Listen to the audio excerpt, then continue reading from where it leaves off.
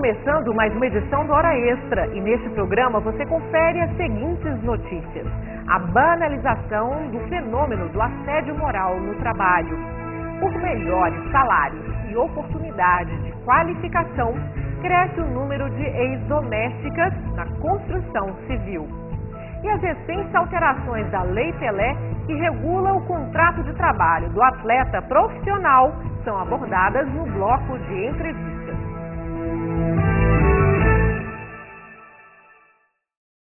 Você já foi vítima de assédio moral no trabalho? São muitos os profissionais que sofrem com esse tipo de agressão, mas poucos sabem identificá-lo.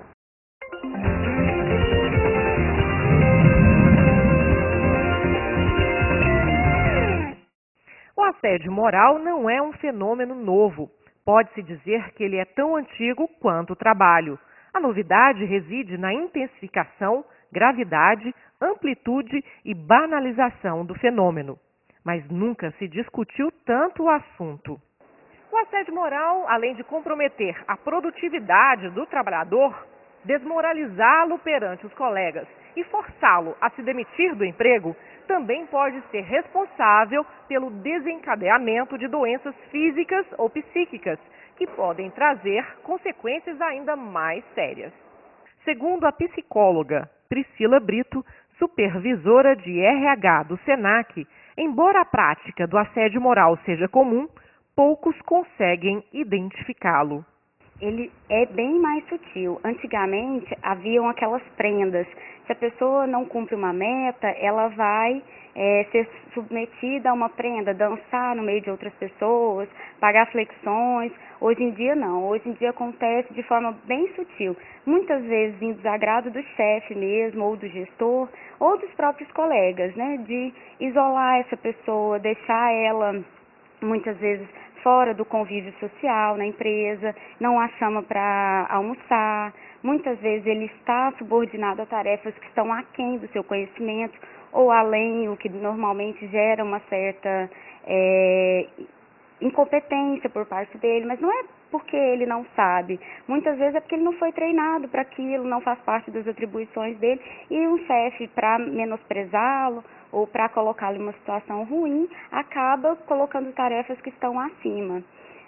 Muitos trabalhos, sobrecarga de trabalho, ameaças que o seu emprego depende de mim. Então, a porta da rua é serventia da casa. Essas frases ainda são muito ouvidas pelo funcionário, o que vai gerando o aumento do assédio moral.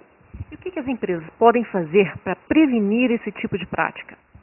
A empresa, quando uma pessoa denuncia que está havendo um assédio moral, ela normalmente associa a pessoa, que é o agressor, à empresa. Então, é muito importante a empresa não se vincular a esse tipo de assédio. Então, a empresa precisa reunir seu grupo de gestores, as equipes de funcionários, justamente para poder dizer, conscientizar o que é o assédio, quais são as formas que ele acontece, para que esse gestor ou essa equipe possa observar e perceber quando o assédio está acontecendo e fazer com que ele seja evitado. O presidente da Associação Goiana dos Advogados Trabalhistas, Rafael Cortes, admite que é possível obter provas que demonstrem a prática de assédio moral no ambiente de trabalho numa eventual ação judicial. De fato, não é simples fazer a prova em se tratando de assédio moral. O assédio moral, sendo uma das espécies do dano moral, na maior parte das vezes, quem comete esse ato, o assediador, ele se acautela para que não produza algumas provas, não fique registrado. Ele ofende a pessoa em particular, ele faz uma perseguição reiterada de forma pessoal, justamente para minimizar essa possibilidade da pessoa conseguir provar essa conduta.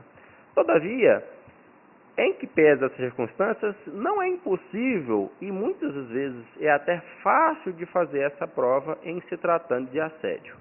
Como que a gente pode fazer isso? Existem algumas circunstâncias, por exemplo, em que o assediador ele faz cobranças reiteradas ou exacerbadas por meio de e-mail, ou deixa comunicações escritas por meio das redes sociais, igual Twitter, igual Facebook. Isso, juntando-se os pontinhos, a forma que a pessoa escreve, o tratamento ríspido ou ofensivo, a gente consegue pontualmente ir demonstrando a atitude do assediador, essa atitude ofensiva dele. De olho em características femininas, como capricho e cuidado, as empresas da construção civil estão contratando cada vez mais mulheres. Ex-empregada doméstica Eunice dos Santos começou a trabalhar na construção civil há 10 anos, por influência da irmã Sandra dos Santos, também na profissão há mais de 20 anos. Mãe de 2 filhas, Eunice parece ter tomado gosto pela atividade. Eu era empregada doméstica. E hoje está compensando mais ficar na construção civil? Tá bem mais. Sandra também é uma das personagens de uma nova realidade na construção civil. Um segmento historicamente dominado pelos homens assiste aos poucos à entrada de mulheres vindas de outro setor de predominância feminina. Elas buscam benefícios, melhores salários, satisfação, crescimento profissional e até mesmo carteira assinada. Sandra, que também já foi gari e trabalhou no lixão, diz que no começo chegou a enfrentar o preconceito dos colegas homens. Ainda tem muita gente preconceito, né? Mas é um serviço que eu gosto de fazer, né? E criei meus 2 filhos trabalhando em construção civil. Até hoje estou aqui. E às vezes as pessoas falam assim, nossa, é louca, serviço de construção civil, mas é para homens. Segundo informações do Banco de Empregos da Construção Civil, as mulheres ocupam hoje 3.000 vagas no estado no setor. As principais funções exercidas por elas são de azulejistas e rejuntadeiras. Em média, elas ganham R$ 1.200 por mês, mais benefícios médicos e odontológicos.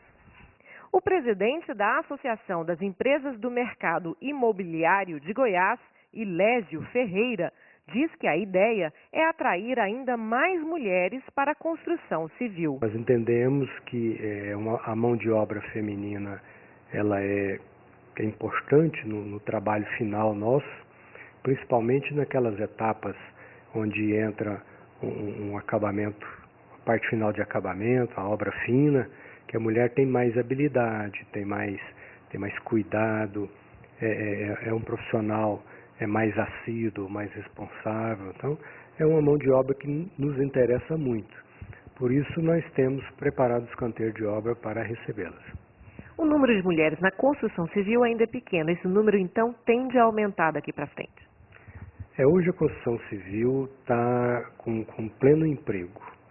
Existe uma preocupação nossa que esse mercado ainda é crescente e que pode, em algum momento, faltar a mão de obra suficiente para fazer esse trabalho andar no prazo que precisa. Então, o mercado que a gente vê mais promissor é a absorção da mão de obra feminina. Em Goiânia, pelo menos 8 empresas não só empregam mão de obra feminina, como também fornecem treinamento e cursos de capacitação profissional. Para isso nós estamos preparando, estamos inclusive fazendo uma campanha, chamando mesmo pessoas de outras atividades, mas principalmente voltada para a mulher. E como tal, preparando para recebê-las, né? Tanto os canteiros, quanto a questão da formação, quer dizer, de dar a elas essa formação, esse treinamento específico para aquelas funções que elas venham desempenhar. Por que as empresas hoje estão contratando mais mulheres na construção civil? É por motivo do aquecimento do mercado, né, que está tendo muita obra e as mulheres que tinham antes não estão atendendo a demanda hoje. E por isso aumentou a contratação, né?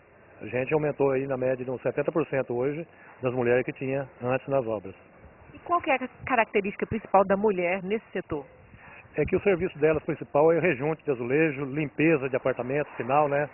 E é onde elas encaixam melhor, que o homem não tem aquele capricho que a mulher tem nesse tipo de serviço. No próximo bloco, o advogado e professor Paulo Henrique Pinheiro fala sobre as recentes alterações da Lei Pelé, que regula o contrato de trabalho do atleta profissional. Veja a seguir.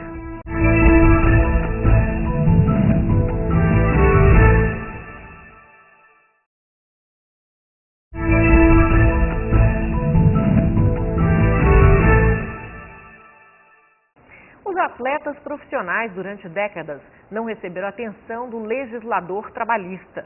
Somente após a Constituição de 88, que a normatização das relações trabalhistas do atleta profissional obteve avanço significativo, com a criação de leis específicas, como a Lei Pelé, que sofreu agora recentes e importantes alterações. Para falar sobre as mudanças na legislação desportiva e as discussões atuais em relação ao contrato do atleta profissional, nós conversamos hoje com o advogado e professor Paulo Henrique Pinheiro, especialista na área. Seja bem-vindo novamente à Hora Extra. Fico muito agradecido pelo convite e vamos tratar desse tema tão importante que são as questões dos desportistas na Justiça do Trabalho. Paulo, existe muita confusão em relação ao direito de arena e ao direito de imagem. Muita gente confunde os dois institutos. O que é um e outro? Bom, na prática, o direito de arena consiste naquele direito em que a entidade de prática desportiva, que seria o clube, de negociar diretamente com a emissora de televisão para que as suas partidas sejam televisionadas. Esse direito é exclusivo do clube. Já o direito de imagem é um direito personalíssimo do atleta, onde ele pode negociar, ceder de forma gratuita ou onerosa para o clube, para que o clube possa negociá-lo. Então, o direito de imagem é exclusivo do atleta, que ele pode fazer a cessão, seja, por exemplo, de acordo com seu alto grau de especificidade, por exemplo, como ele é visto no mercado, ele pode explorá-lo da melhor forma possível, pode negociar diretamente com o clube e digo mais, isso não ocorre muito aqui no Brasil, aliás, não tem nenhum caso no Brasil, mas na Europa e nos Estados Unidos ocorre bastante em que o atleta de um clube ele negocia sua imagem com o outro. Então isso é possível, também não tem vedação no nosso direito pátrio. Então a diferença básica é essa. O direito de arena é o clube que negocia com a emissora para transmitir, já o direito de imagem é o próprio atleta. Uma das alterações, inclusive, da Lei Pelé é com relação à porcentagem relativa ao direito de arena, que caiu de 20% para 5%. Isso prejudicou o atleta? Prejudicou, sem sombra de dúvidas. O direito de arena ele já vinha previsto antes da alteração da Lei 12.395, de 16 de março de 2011, que alterou a Lei 9.615, que é a Lei Pelé. Ela já previa que, salvo disposição em contrário, 20% que era negociado tinha que ser repartido aos atletas.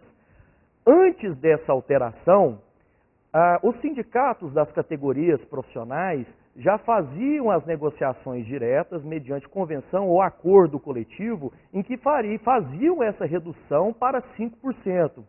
Então, já na prática, acontecia tanto a nível de estado de Goiás quanto a nível de Brasil. O Clube dos 13 negociavam diretamente com o Sindicato Nacional pelo percentual de 5%. E a Justiça do Trabalho vinha admitindo como válida essa negociação.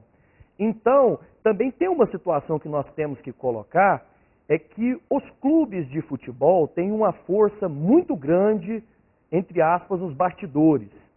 E para poder regulamentar e que colocar uma pá de cal nessas discussões que vinham tendo na Justiça do Trabalho, dessa eventual diferença desses 15%, conseguiram com que agora definitivamente o percentual seja fixo de 5%. Isso ocorre muito porque nós não vemos na prática, não tem na história do futebol brasileiro, nenhuma greve de atleta. É uma classe extremamente desunida. Então, por isso, hoje gerou uma perda considerável no faturamento para os atletas.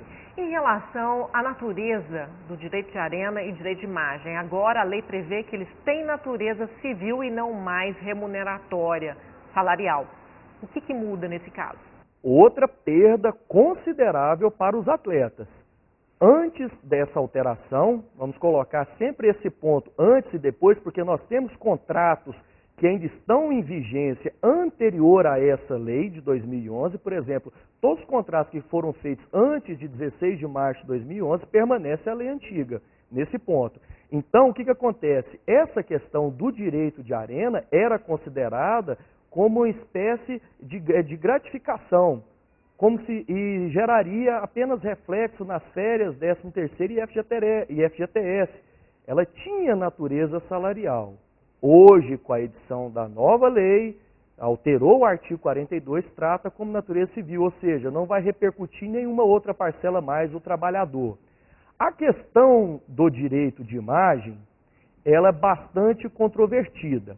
Antes também dessa alteração da lei, ela, a princípio, o instituto jurídico é de natureza civil. Porém, a forma como os clubes utilizavam e faziam os contratos com o atleta era uma fraude presumida. Ou seja, negociava com um determinado atleta um valor de 50 mil reais para ser pago e desmembrava, sendo 10 mil reais anotado na sua carteira, como se for anotado na sua CTPS, e os 40 mil reais desmembrava para a questão da imagem. Aí, nesse caso, evidentemente que a fraude, de acordo com o artigo 9º da CLT, ela deve ser declarada e ela passa a ser de natureza salarial, né? Caso comprovado. Hoje, com a alteração da lei, o artigo 87A traz que o atleta pode pactuar a licença do uso da sua imagem, essa cessão da imagem dele, prevendo por um contrato autônomo os direitos, os deveres e a obrigação onde o clube possa explorá-lo. Só que ele deve obrigatoriamente ser desvinculado do seu contrato especial de trabalho desportivo. Além desses detalhes, o contrato do atleta profissional, ele é especial? É especial. A lei impõe que ele seja a prazo, é um contrato que obrigatoriamente tem que ser a prazo determinado, com mínimo de 3 meses a máximo de 5 anos. Já muda, por exemplo, a CLT já traz especificamente que o máximo que um contrato a prazo determinado poderiam ser 2 anos. Nesse caso, o atleta pode ter o contrato até 5 anos. Ele obrigatoriamente deve ser por escrito. O porquê ele deve ser por escrito? Porque o contrato ele tem que ser registrado na entidade de administração do desporto, que são as federações a nível estadual e confederações a nível nacional. Para que eles precisam ser registrados? Para que lhe dê condição de jogo. As recentes alterações também puseram fim à cláusula penal e à multa rescisória. O que vale a partir de hoje no caso de rescisão unilateral do contrato? Mas essa pergunta você responde no próximo bloco. Vamos para um rápido intervalo e voltamos já.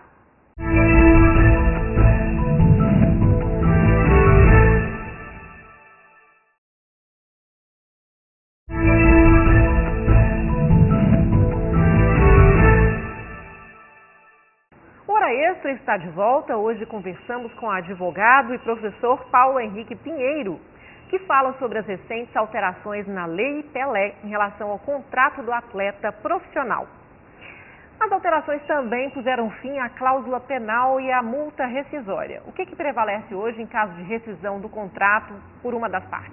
Excelente pergunta essa. Pelo seguinte fato, de março de 2011, anteriormente, existia a questão da cláusula penal, que seria uma proteção para as partes. E havia uma discussão muito grande que ela seria bilateral. Ou seja, se houvesse a rescisão antecipada, quem deu causa teria que pagar essa figura para a outra parte. Só que o Tribunal Superior do Trabalho já pacificou essa situação e entende que em eventual rescisão antecipada, apenas o atleta pagaria ao clube a questão da cláusula penal. Se o clube rescindisse antecipado, pagaria apenas a multa do 479 com o restante das verbas rescisórias.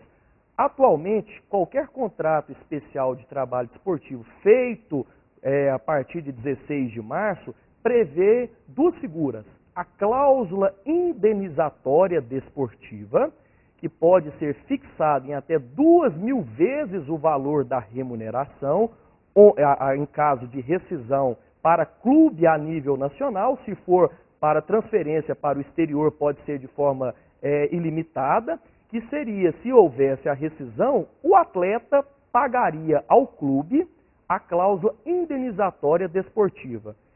O inverso, se o clube rescindiu o contrato antecipadamente, ele paga a cláusula compensatória desportiva, que pode ser fixada em até os salários que ele teria para receber até o final do contrato, ou até 400 vezes esse valor.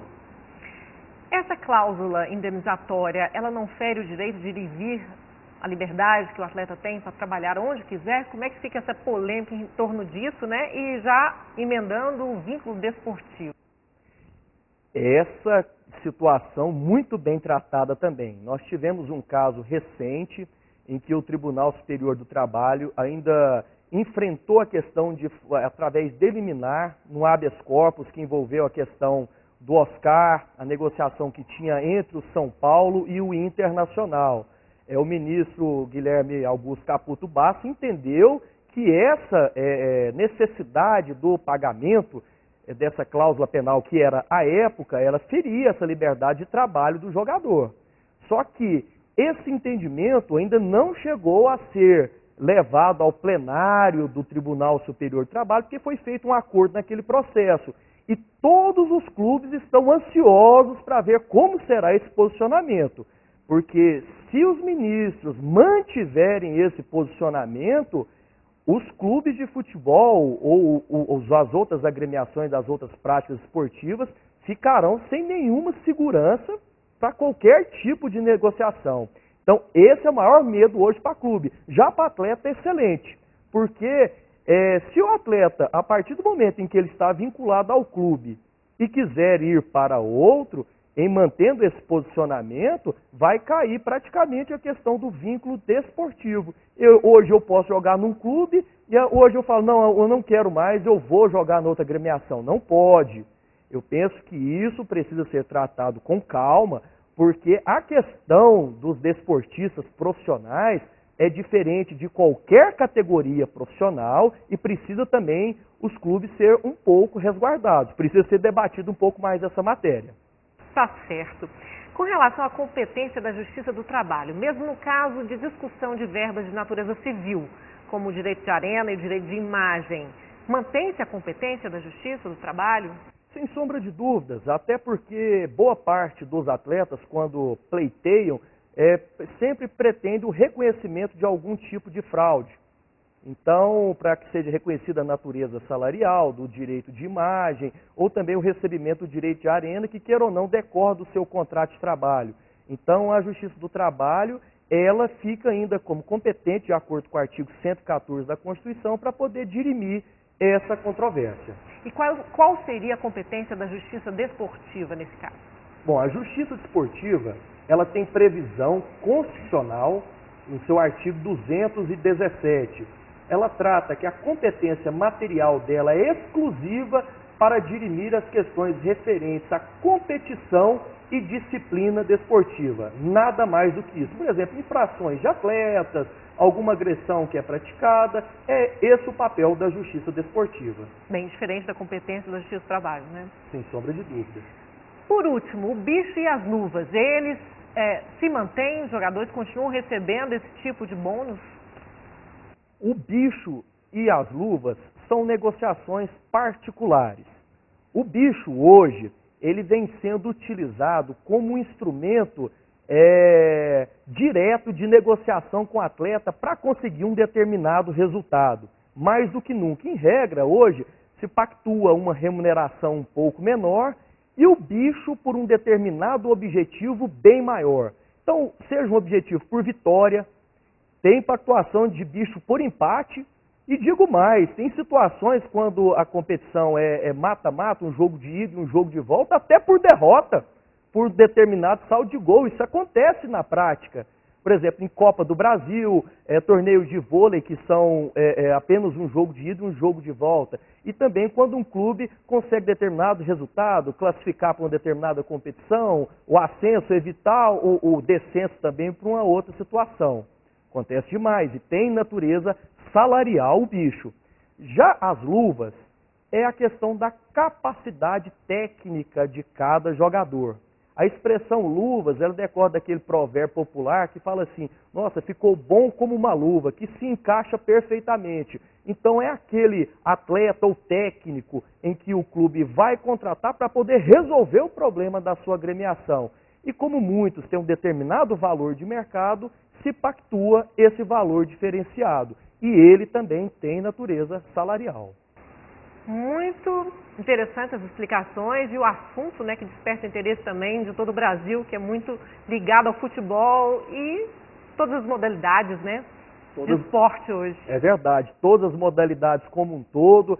É claro que a Lei 9.615, a Lei Pelé, ela se aplica a todas as modalidades esportivas, mas, queira ou não, não adianta encobrirmos essa realidade que ela tem um viés voltado mais para o futebol mesmo. Então, são situações bem específicas que temos que debater, trabalhar ainda mais, porque as maiores competições mundiais, tanto Copa do Mundo quanto Olimpíadas, Copa das Confederações, estão vindo para o Brasil e precisamos aprofundar nesses temas. Com certeza. Muito obrigada pela entrevista, Dr. Paulo Henrique. Fico muito agradecido e sempre à disposição. Bom, o Hora Extra fica por aqui. Hoje conversamos com o advogado e professor Paulo Henrique Pinheiro sobre as recentes alterações da Lei Pelé quanto ao contrato de trabalho do atleta profissional. Você também pode acompanhar as notícias do TRT de Goiás pelo Facebook e pelo Twitter. Até a próxima semana e obrigada pela atenção.